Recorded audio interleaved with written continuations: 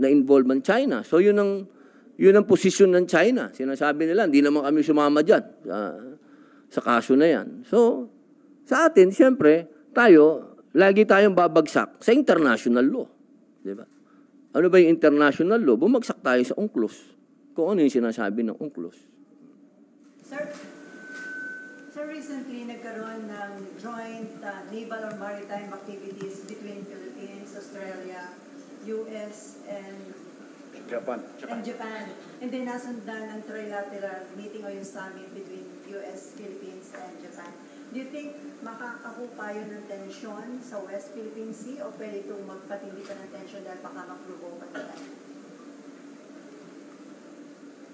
Alam nyo, ma'am,